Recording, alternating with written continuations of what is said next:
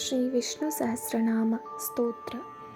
ಓಂ ಶುಕ್ಲಾಂ ವರದರಂ ವಿಷ್ಣುಂ ಶಶಿವರ್ಣಂ ಚತುರ್ಭುಜಂ ಪ್ರಸನ್ನವದನಂ ಧ್ಯಾಯೇತ್ ಸರ್ವವಿಘ್ನೋಪಶಾಂತಯೇ. ಯಸ್ಯ ದ್ವಿರತವಕ್ತ್ರಾದ್ಯಾ ಪಾರಿಷದ್ಯಾ ಪರಶ್ಯತಂ ವಿಘ್ನಂ ನಿಘ್ನಂತಿ ಸತತಂ ವಿಶ್ವಕ್ಸೇನಂ ತಮಾಶ್ರಯೇ. ವ್ಯಾಸಂ ವಸಿಷ್ಠನಪ್ತಾರಂ ಶಕ್ತೆ ಪೌತ್ರಮಕಲ್ಮಷಂ ಪರಾಶರಾತ್ಮಜಂ ವಂದೇ ಶುಕತಾತಂ ತಪೋನಿಧಿಂ. ವ್ಯಾಸಾಯ ವಿಷ್ಣುರೂಪಾಯ ವ್ಯಾಸರೂಪಾಯ ವಿಷ್ಣವೇ ನಮೋ ವೈ ಬ್ರಹ್ಮನಿಧಯೇ ವಾಸಿಷ್ಠಾಯ ನಮೋ ನಮಃ.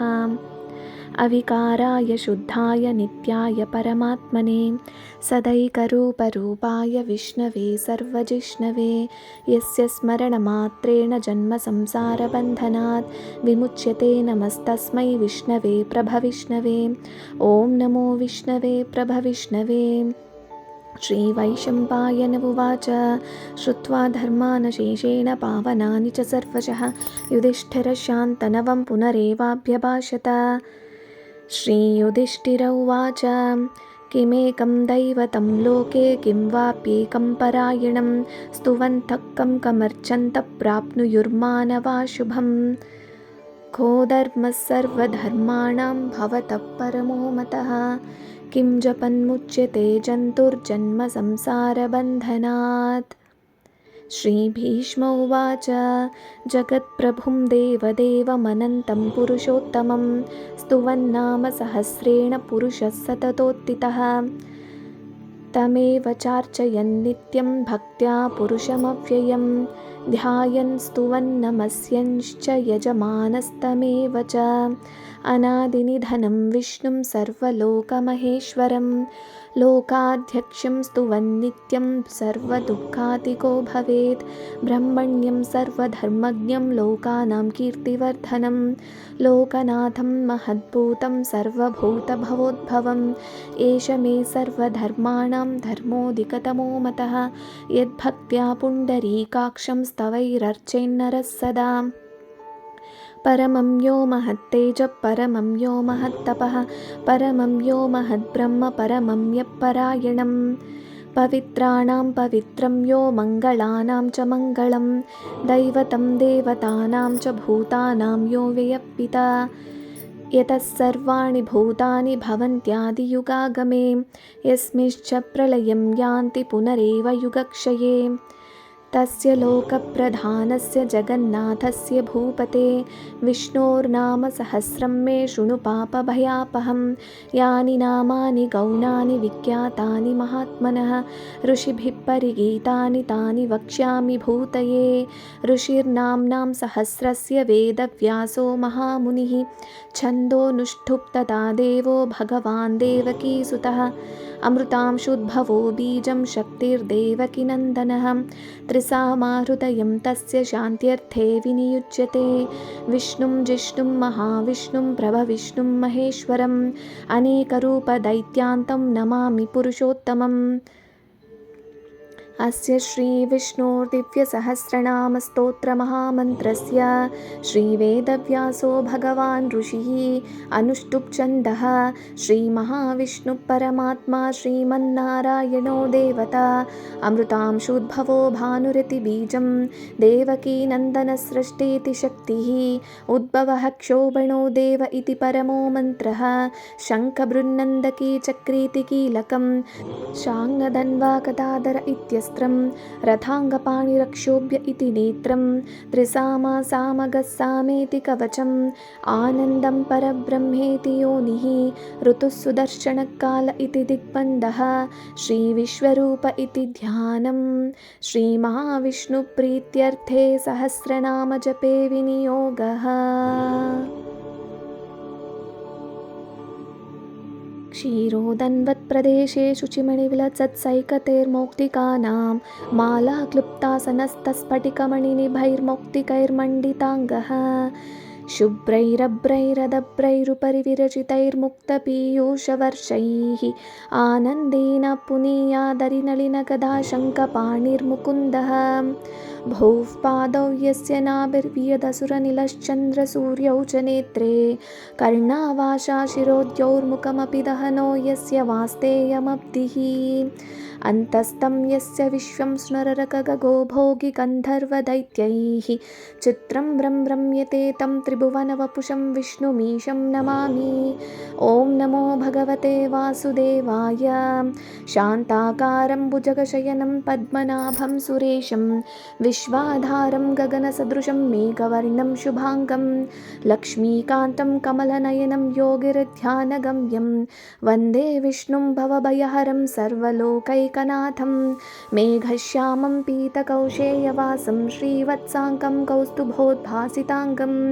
पुण्योपेतं पुण्डरीकायताक्षं विष्णुं वन्दे सर्वलोकैकनाथं नमः समस्तभूतानामादिभूताय भूभृते अनेकरूपरूपाय विष्णवे प्रभविष्णवे सशङ्खचक्रं सकिरीटकुण्डलं सपीतवस्त्रं सरसीरुहेक्षणं सहारवक्षस्थलशोभिकौस्तुभं नमामि विष्णुं शिरसा चतुर्भुजं छायायां पारिजातस्य हेमसिंहासनोपरि आसीनमम्बुदश्याममायताक्षमलङ्कृतं चन्द्राननं चतुर्बाहुं श्रीवत्साङ्कितवक्षसं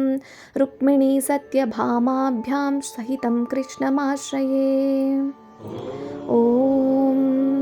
विश्वं विष्णुर्वषट्कारो भूतभव्यभवत्प्रभुः भूतकृद्भूतभृद्भावो भूतात्मा भूतभावनः भूतात्मा परमात्मा च मुक्तानां परमागतिः अव्ययपुरुषः साक्षी क्षेत्रज्ञोऽक्षर एव च योगो योगविदां नेता प्रधानपुरुषेश्वरः नारसिंहवपुः श्रीमान् केशवः पुरुषोत्तमः सर्वशिवस्थाणुर्भूताधिनिधिरव्ययः सम्भवो भावनो भर्ता प्रभवः प्रभुरीश्वरः स्वयंभूशम्भुरादित्यपुष्कराक्षो महास्वनः अनादिनिधनो धाता विधाता धातुरुत्तमः अप्रमेयो ऋषिकेशः पद्मनाभोऽमरप्रभुः विश्वकर्मा मनुस्त्वष्टा स्थविष्टस्थविरो ध्रुवः अग्राह्य शाश्वतकृष्णो लोहिताक्षप्रतर्धनः प्रभूतस्त्रिककुब्धाम पवित्रं मङ्गलं परम् ईशानप्राणदप्राणो ज्येष्ठश्रेष्ठप्रजापतिः हिरण्यगर्भो भूगर्भो माधवो मधुसूदनः ईश्वरो विक्रमी धन्वी मेधावी विक्रमक्रमः अनुत्तमो दुराधर्षकृतज्ञकृतिरात्मवान् सुरेशशरणं शर्म विश्वरेता प्रजाभवः अहत्संवत्सरो व्याळप्रत्ययः सर्वदर्शनः अजः सर्वेश्वरः सिद्धः सिद्धिः सर्वादिरच्युतः वृषाकपिरमेयात्मा सर्वयोगविनिस्मृतः वसुर्वसुमना सत्या समात्मा संमितः समः अमोघः पुण्डरीकाक्षो वृषकर्मा वृषाकृतिः रुद्रो बहुशिरा बभ्रुर्विश्वयोनिः अमृतः शाश्वतस्थाणुर्वरारोहो महातपाः सर्वगः सर्वविद्भानुर्विश्वक्सेनो जनार्दनः वेदो वेदविदव्यङ्गो वेदाङ्गो वेदवित्कविः लोकाध्यक्षः सुराध्यक्षो धर्माध्यक्षकृताकृतः चतुरात्मा चतुर्व्यूहश्चतुर्दंश्चतुर्भुजः भ्राजिष्णुर्भोजनं भोक्ता सहिष्णुर्जगदादिजः अनघो विजयो जेता विश्वयोनिः पुनर्वसुः उपेन्द्रो वामनप्रांशुरमोघः शुचिरूर्जितः अतीन्द्रः सङ्ग्रहः सर्गो धृतात्मा नियमो यमः वेद्यो वैद्यः सदा योगी वीरः माधवो मधुः अतीन्द्रियो महामायो महोत्साहो महाबलः महाबुद्धिर्महावीर्यो महाशक्तिर्महाद्युतिः अनिर्देश्य वपुः श्रीमान् अमेयात्मा महादृदृत् महेश्वासो महीभर्ता श्रीनिवासः सताङ्गतिः अनिरुद्धः सुरानन्दो गोविन्दो गोविदाम्पतिः मरीचिर्दमनो हंसः सुपर्णो भुजगोत्तमः हिरण्यनाभः सुतपा पद्मनाभप्रजापतिः अमृत्युः सर्वदृक्सिंहा सन्धाता सन्धिमान् स्थिरः अजो दुर्मर्षणः शास्ता विश्रुतात्मा सुरारिः गुरुर्गुरुतमो धाम सत्यः सत्यपराक्रमः निमिषो निमिषस्रग्गी वाचस्पतिरुदारधीः अग्रणीर्ग्रामणी श्रीमान् न्यायो नेता समीरणः सहस्रमूर्धा विश्वात्मा सहस्राक्षः सहस्रपात् आवर्तनो निवृत्तात्मा संवृतः सम्प्रमर्दनः अहः संवर्तको वह्निरनिलो धरणीधरः सुप्रसादप्रसन्नात्मा विश्वदृग्विश्वभुग्विगुः सत्कर्ता सत्कृतः साधुर्जह्नुर्नारायणो नरः असङ्ख्येयो प्रमेयात्मा विशिष्टशिष्टकृच्छुचिः सिद्धार्था सिद्धसङ्कल्पा सिद्धिदः सिद्धिसाधनः वृषा हि वृषभो विष्णुर्वृषपर्वा वृषोधरः वर्धनो वर्धमानश्च विविक्तश्रुतिसागरः सुभुजो दुर्धरो वाग्मी महेन्द्रो वसुदो वसुः नैकरूपो बृहद्रूपः शिपिविष्टप्रकाशनः ओजस्तेजोद्युतिधरप्रकाशात्मा प्रतापनः रुद्धस्पष्टाक्षरो मन्त्रश्चन्द्रांशुर्भास्करद्युतिः अमृतांशुद्भवो भानुशशबिन्दुः सुरेश्वरः औषधं जगतः सेतुः सत्यधर्मपराक्रमः भूतभव्यभवन्नाथः पवनः पावनो नलः कामः कामकृत्कान्तः कामः कामप्रदप्रभुः युगादिकृद्युगावर्तो नैकमायो महाशनः अदृश्यो व्यक्तरूपश्च सहस्रजिदनन्दजित् इष्टो विशिष्टशिष्टेष्टशिखण्डी नहुषो वृषः क्रोधः क्रोधकृत्कर्ता विश्वबाहुर्महीधरः अच्युतप्रतितप्राणप्राणदो वासवानुजः अपां निधिरधिष्ठानमप्रमत्तप्रतिष्ठितः स्कन्दस्कन्दधरो दुर्यो वरदो वायुवाहनः वासुदेवो बृहत्पानुरादिदेवः पुरन्दरः अशोकस्थारणस्तारा शूरः शौरिर्जनेश्वरः अनुकूलश्शतावर्ता पद्मी पद्मनिभेक्षणः पद्मनाभोरविन्दाक्षा पद्मगर्भः शरीरभृत् महर्तिरुद्धो वृद्धात्मा महाक्षो गरुडध्वजः अतुलशरभो भीमः समयज्ञो हविर्हरिः सर्वलक्षणलक्षण्यो लक्ष्मीवान् समितिञ्जयः विक्षरो रोहितो मार्गो हेतुर्दामोदरः सः महीधरो महाभागो वेगवानमिताशनः उद्भवक्षोभणो देवः श्रीगर्भः परमेश्वरः करणं कारणं कर्ता विकर्ता गहनो गुहः व्यवसायो व्यवस्थानसंस्थानस्थानदो ध्रुवः परर्धिः परमस्पष्टस्तुष्टः पुष्टः शुभेक्षणः रामो विरामो विरजो मार्गो नेयो नयो नयः वीरः शक्तिमतां श्रेष्ठो धर्मो धर्मविदुत्तमः वैकुण्ठः पुरुषः प्राणप्राणदप्रणवपृतुः हिरण्यगर्भः शत्रुघ्नो व्याप्तो वायुरदोक्षजः ऋतुः सुदर्शनकालः परमेष्ठी परिग्रहः उग्रः संवत्सरो दक्षो विश्रामो विश्वदक्षिणः विस्तारस्थावरस्थाणुप्रमाणं बीजमव्ययम् अर्थोऽनर्थो महाकोशो महाभोगो महाधनः अनिर्विण्णस्तविष्ठो भूर्धर्मयूपो महामकः नक्षत्रनेमिर्नक्षत्री क्षमः क्षामः समीहनः यज्ञयुज्यो महेजश्च क्रतुः सत्रं सताङ्गतिः सर्वदर्शी विमुक्तात्मा सर्वज्ञो ज्ञानमुत्तमं सुव्रतः सुमुखः सूक्ष्मः सुघोषः सुखदः सुहृत् मनोहरो जितक्रोधो वीरबाहुर्विदारणः स्वापनस्ववशो व्यापी नैकात्मा नैककर्मकृत् वत्सरो वत्सलो वत्सी रत्नगर्भो धनेश्वरः धर्मकृद्धर्मी सदसक्षरमक्षरम् अविज्ञाता सहस्रांशु विधाता कृतलक्षणः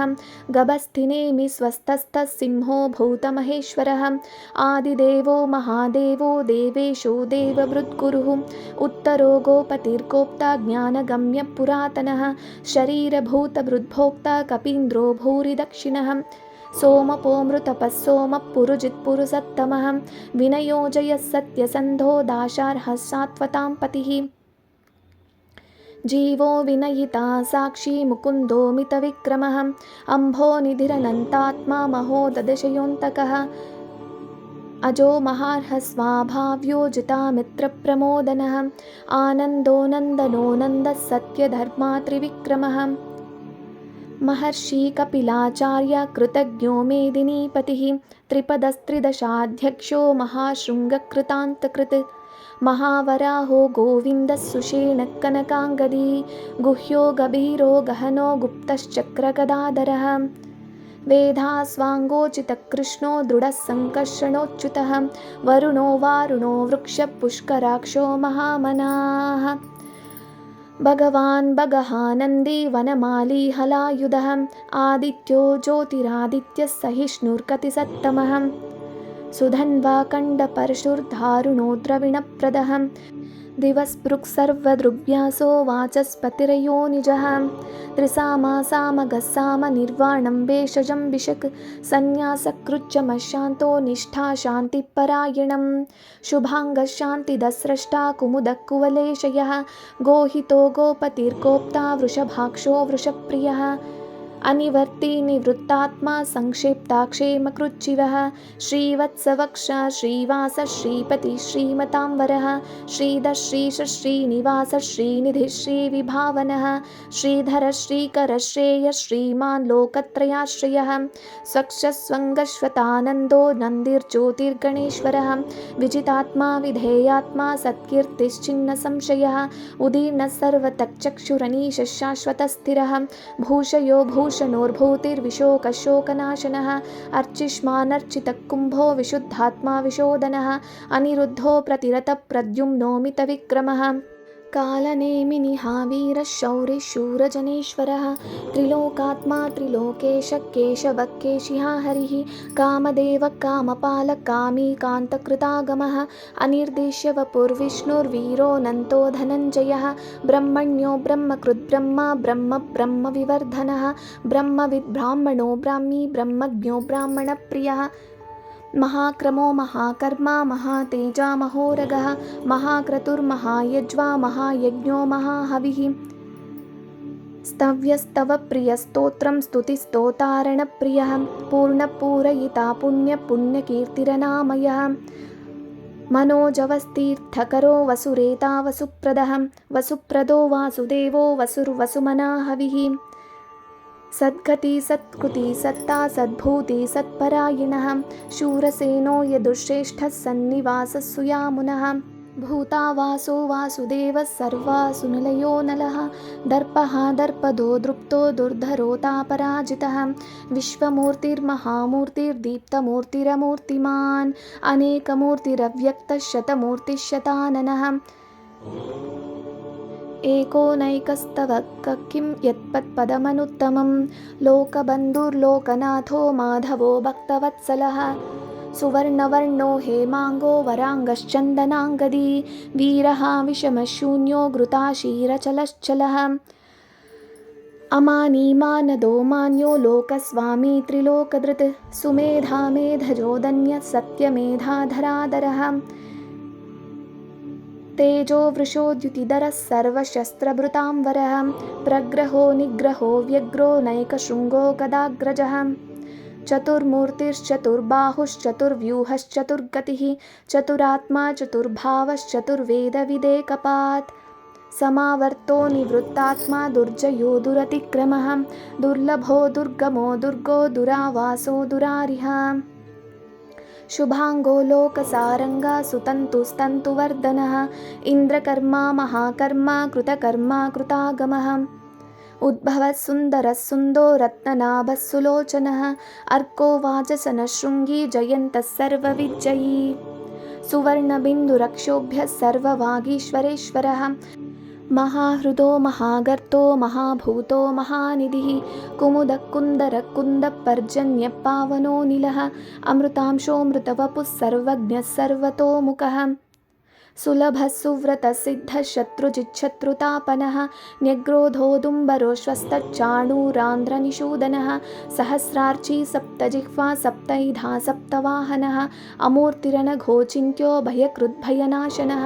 अणुबृहत्कृशस्थूलो गुणभृन्निर्गुणो महान् अधृतस्वधृतस्वास्य प्राङ्वंशो वंशवर्धनः भारभृत्कथितो योगी योगीशः सर्वकामदः आश्रमश्रमणक्षामः सुपर्णो वायुवाहनः धनुर्धरो धनुर्वेदो दण्डो दमयिता दमः अपराजितः सर्वसहो नियन्ता नियमो यमः सत्त्ववान् सात्विकः सत्या सत्यधर्मपरायणः अभिप्रायप्रियार्होर्ह प्रियकृत्प्रीतिवर्धनः विहाय सगतिर्ज्योतिः सुरुचिर्हुतभुग्विगुः रविर्विरोचनः सूर्यः सवितारविलोचनः अनन्तो हुतभुग्भोक्ता सुखदोनैकजोग्रजः अनिर्विण्णः सदामर्षि लोकाधिष्ठानमद्भुतः सनात् सनातनतमः कपिलः कपिरव्ययः स्वस्तिदः स्वस्तिकृत् स्वस्ति स्वस्तिभुक् स्वस्ति दक्षिणः अरौद्रः कुण्डली चक्रे विक्रमयोजितशासनः शब्दातिगः शब्दसः शिशिरः शर्वरीकरः अक्रूरपेशलो दक्षो दक्षिणः क्षमिणाम्बरः विद्वत्तमो वीतभयपुण्यश्रवणकीर्तनः उत्तारुणो दुष्कृतिः पुण्यो दुःस्वप्ननाशनः वीरः रक्षणः सन्तो जीवनपर्यवस्थितः अनन्तरूपोऽनन्तश्रीर्जितमन्युर्भयापः चतुरश्रो गभीरात्मा विदिशो व्यादिशो दिशः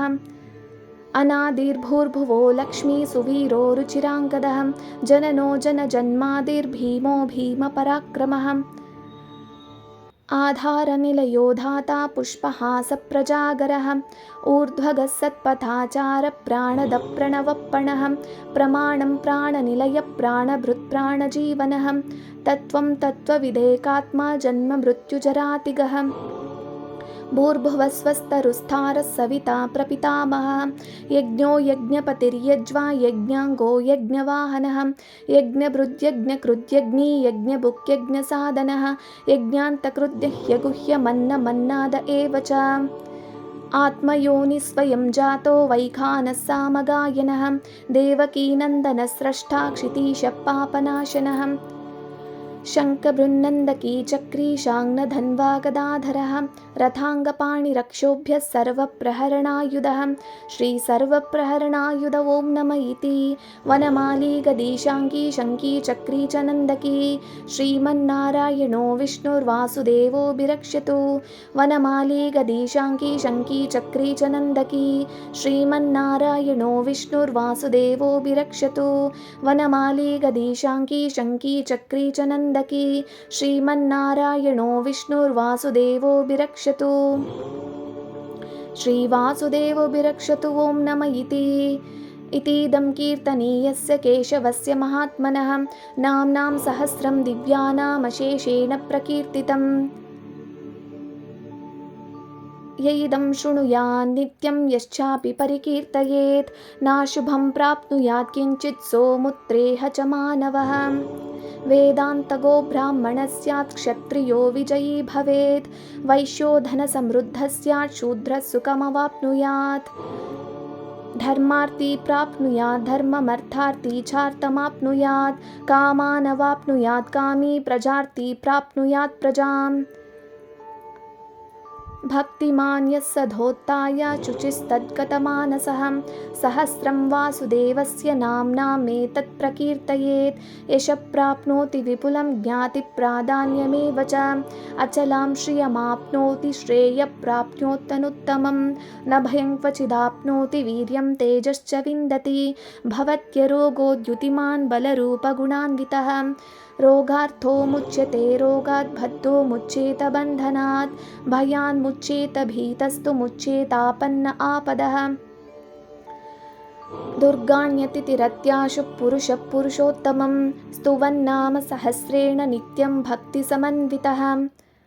वासुदेवाश्रयो मर्त्यो वासुदेवपरायणः सर्वपापविशुद्धात्मा याति ब्रह्म सनातनम् न वासुदेवभक्तानाम् अशुभं विद्यते क्वचित् जन्म मृत्युजराव्याधिभयं नैवोपजायते इमं स्तवमधीयानः श्रद्धा भक्तिसमन्वितः युज्येतात्मसुखक्षान्ति श्रीधृतिस्मृतिकीर्तिभिः न क्रोधो न च मात्सर्यं न लोभो नाशुभामतिः भवन्ति कृतपुण्यानां भक्तानां पुरुषोत्तमे ध्यास चन्द्रार्कनक्षत्राखण्डिशो भूर्महोदधिः वासुदेवस्य वीर्येण विधृतानि महात्मनः ससुरासुरगन्धर्वं सयक्षोरगराक्षसं जगद्वशे वर्ततेदं कृष्णस्य सचराचरम् इन्द्रियाणि मनोबुद्धिः सत्त्वं तेजो बलं धृतिः वासुदेवात्मकान्याहुः क्षेत्रं क्षेत्रज्ञ एव च सर्वागमानमाचारप्रथमं परिकल्पते आचारप्रभवो धर्मो धर्मस्य प्रभुरच्युतः ऋषयः पितरो देवा महाभूतानि धातवः जङ्गमाजङ्गमं चेदं जगन्नारायणोद्भवं योगो ज्ञानं तथा साङ्ख्यं विद्या शिल्पादिकर्म च वेदाशास्त्राणि विज्ञानमेतत् सर्वं जनार्दनात् एको विष्णुर्महद्भूतं पृथग्भूतान्यनेकशः त्रीं लोकान् व्याप्य भूतात्मा भुङ्क्ते विश्वभुगव्ययः इमं स्तवं भगवतो विष्णोर्व्यासेन कीर्तितं पठेद्य इच्छेत् पुरुषश्रेयः प्राप्तुं सुखानि च विश्वेश्वरमजं देवं जगतः प्रभुमव्ययं भजन्ति ये पुष्कराक्षं न ते यान्ति पराभवं न ते यान्ति पराभवम् ॐ नमः इति अर्जुन उवाच पद्मपत्रविशालाक्ष पद्मनाभसुरोत्तम भक्तानामनुरक्तानां त्राता भव जनार्दन श्रीभगवानुवाच यो मां नाम सहस्रेण स्तोतुमिच्छति पाण्डव सोऽहमेकेन श्लोकेन स्तुत एव न संशयः स्तुत एव न संशय ॐ नमः इति व्यास उवाच वासनाद्वासुदेवस्य वासितं भुवनत्रयं सर्वभूतनिवासोऽसि वासुदेव नमोऽस्तु ते श्रीवासुदेव नमोऽस्तु ते ॐ नमः इति पार्वत्युवाच केनोपायेन लघुना विष्णोर्नाम सहस्रकं पठ्यते पण्डितैर्नित्यं श्रोतुमिच्छाम्यहं प्रभो ईश्वर उवाच श्रीराम राम रामेति रमे रामे मनोरमे सहस्रनाम तत्तुल्यं रामनाम वरानने श्रीराम राम रामेति रमे रामे मनोरमे सहस्रनाम तत्तुल्यं रामनाम वरानने श्रीराम राम रामेति रमे रामे मनोरमे सहस्रनाम तत्तुल्यं रामनाम वरानने श्रीरामनाम वरानन ॐ नमः इति ब्रह्मोवाच नमोऽस्त्वनन्ताय सहस्रमूर्तये सहस्रपादाक्षिशिरोरुबाहवे सहस्रनाम्ने पुरुषाय शाश्वते सहस्रकोटियुगधारिणे नमः श्रीसहस्रकोटियुगधारिणे नम ॐ नमः इति सञ्जय उवाच यत्र योगेश्वर कृष्णो यत्र पार्थो धनुर्धरः तत्र श्रीर्विजयो भूतिर्ध्रुवा नीतिर्मतिर्मम श्रीभगवानुवाच अनन्याश्चिन्तयन्तो मां ये जना पर्युपासते तेषां नित्याभियुक्तानां योगक्षेमं वहाम्यहम् परित्राणाय साधूनां विनाशाय चतुष्कृतां धर्मसंस्थापनार्थाय सम्भवामि युगे युगे आर्था विषण्णा शिथिलाश्च भीता घोरेषु च व्याधिषु वर्तमानाः संकीर्त्य नारायणशब्दमात्रं विमुक्तदुःखा सुखिनो भवन्तु कायेन वाचा मनसेन्द्रियैर्वा बुद्ध्यात्मना वा प्रकृते स्वभावात् करोमि यद्यत् सकलं परस्मै नारायणायेति समर्पयामि इति श्रीभीष्मयुधिष्ठिरसंवादे श्रीविष्णोर्दिव्यसहस्रनामस्तोत्रं नामैकोनपञ्चशताधिकशततमोऽध्यायः श्रीविष्णुसहस्रनामस्तोत्रं समाप्तं श्रीकृष्णार्पणमस्तु।